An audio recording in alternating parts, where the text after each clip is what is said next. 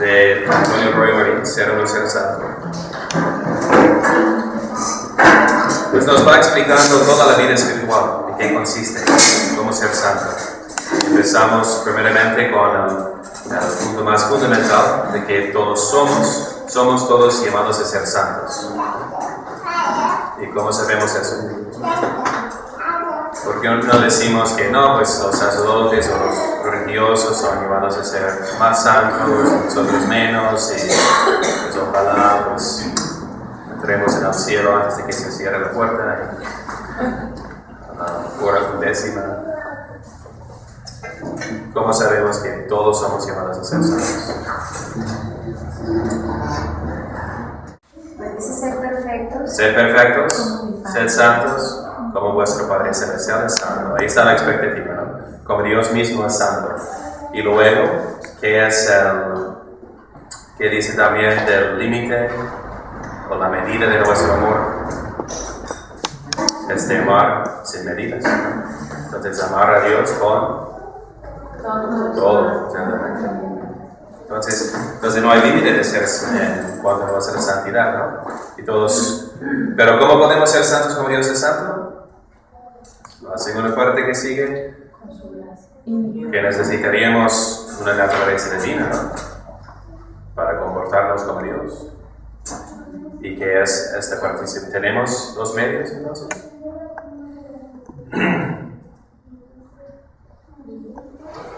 ¿Qué son los medios?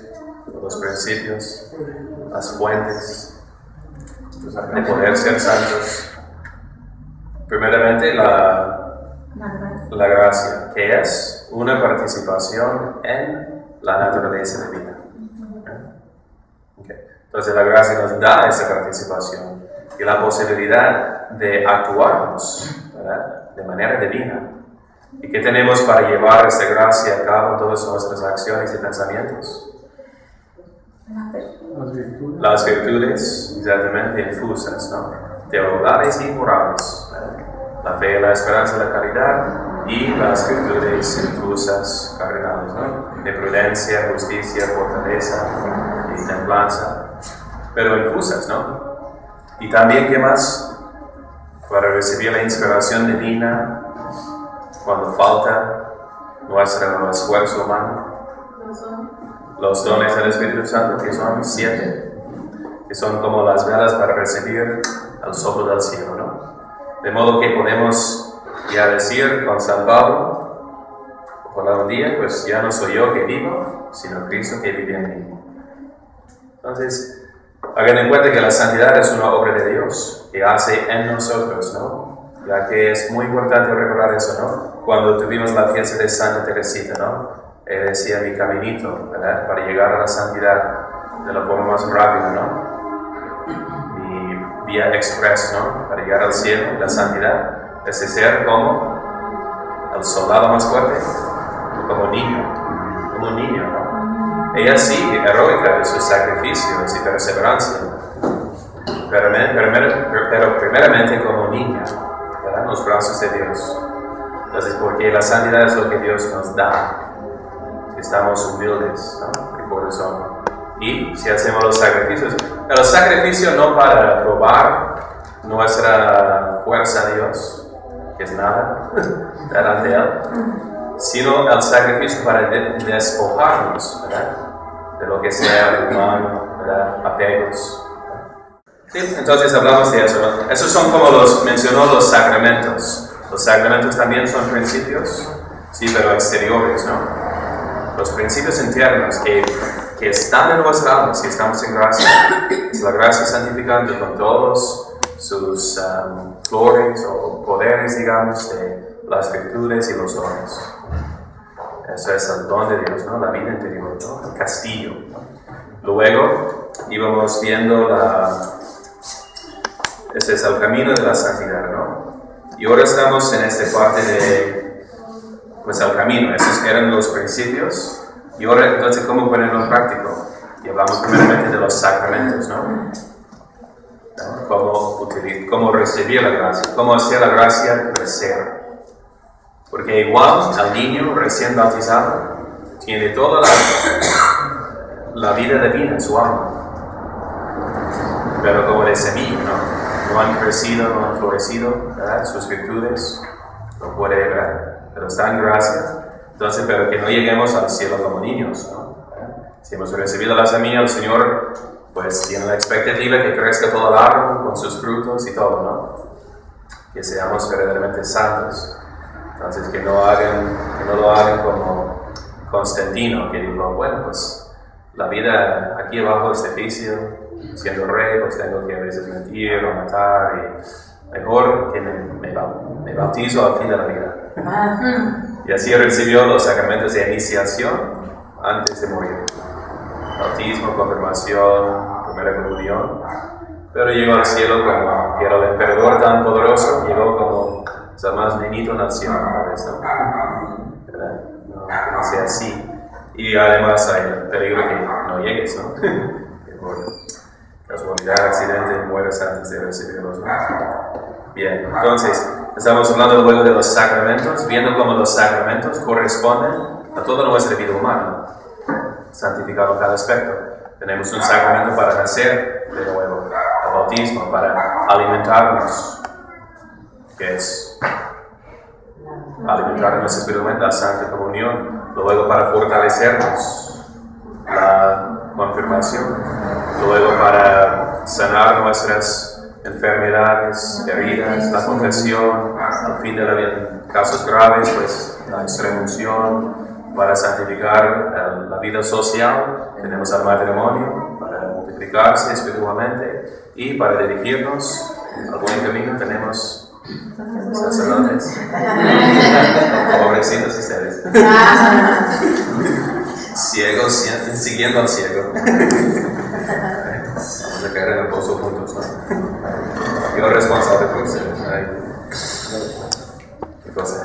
Bien. Qué miedo. Entonces, de los sacramentos que podemos recibir a menudo para santificarnos, podemos decir frecuentemente, son el sacramento de la confesión y de la Santa Comunión. Empezamos entonces con el sacramento de la penitencia. Y dice, es un gran error pensar que el sacramento de penitencia es solo para prepararnos para comulgar, es solo para borrar los pecados mortales, para estar dispuestos a comulgar bien. Es un sacramento que podemos recibir no solamente para borrar el pecado, sino para aumentar la gracia. Entonces puede confesarse, muy recomendable confesarse, aunque no estás en pecado mortal. Tengas el hábito de confesarte cada semana, recomendaba San Padre Pío, practicaba también Juan Pablo II, ¿no entiendes? Cada semana se confesaba, no por pecados mortales, sino para no tener pecados mortales, ¿no? Y para crecer. Entonces vamos a ver que el sacramento aumenta la gracia, ¿no? Y nos fortalece.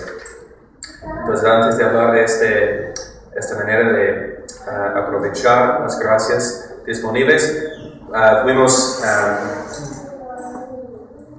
apuntando las 5 condiciones, ¿no? Para hacer uno. Bueno, primeramente empecemos con eso, ¿no? ¿Tenemos que confesarnos? Sí. ¿No puedo confesarme directamente con Dios? No. Así es más cómodo. Pues debemos confesarnos ante Dios, que siempre está presente. Pero la cuestión es si podemos decidir.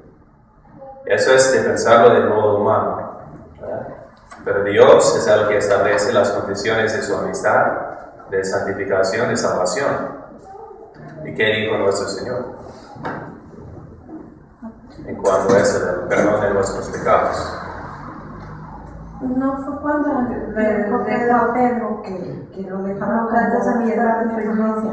Pues le da las llaves para abrir y cerrar el cielo y la tierra. Pero confirió como quien dice la autoridad para perdonar los pecados cuando le dijo lo que perdones. Okay. Eso viene después y se dirige a todos los apóstoles. En Juan capítulo 21, no, 21. Capítulo 20, versículo 21. 21 de Juan. Después de la resurrección, y con todo un prefacio, ¿no? De que como el Padre me envió, yo os envío.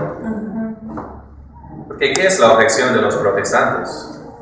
Al mismo de los judíos, ¿no? Que decían, ¿quién es este que puede perdonar pecados? ¿Quién piensa que es? que el Señor dice, a ver, te lo pruebo, ¿no? ¿Qué es más fácil decir? ¿Tus pecados te son perdonados o levántate y anda? Pero para que sepáis que tengo ese poder de perdonar los pecados, levántate y anda. Si yo puedo curar a las personas enfermas, porque tengo poder divino que me corresponde, entonces tus pecados son perdonados, ¿no? Wow. ¿Y qué es la respuesta? ¿Quién es este? Que piense, un hombre no puede perdonar pecados, dice.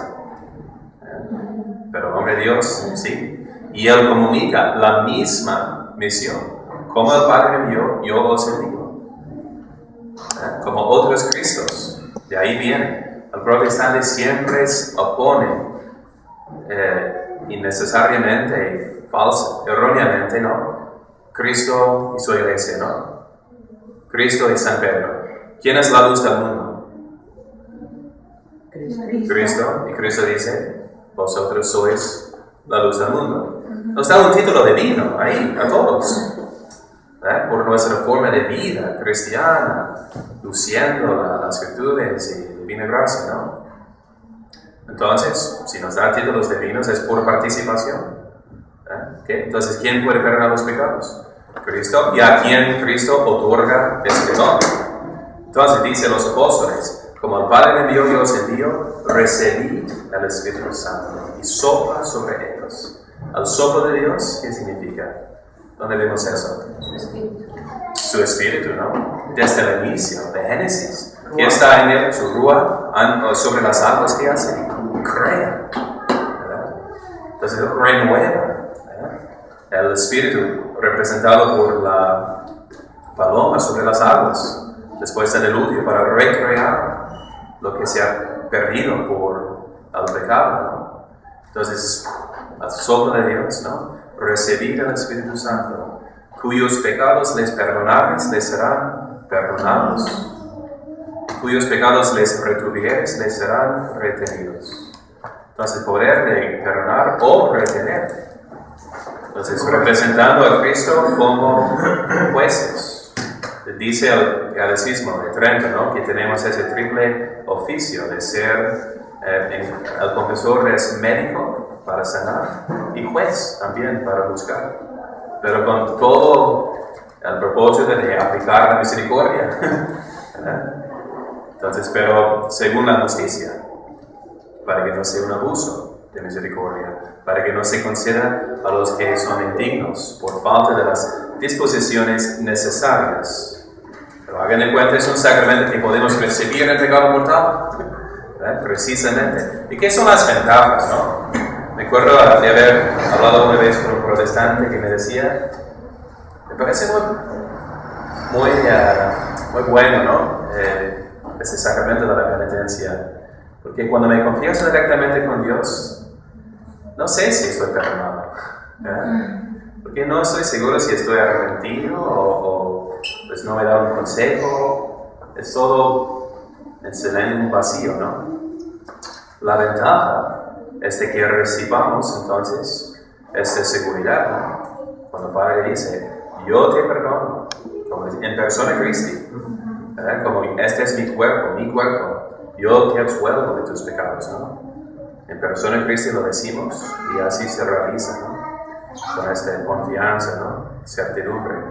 Y luego con el consejo, ¿verdad? Para no seguir pecando.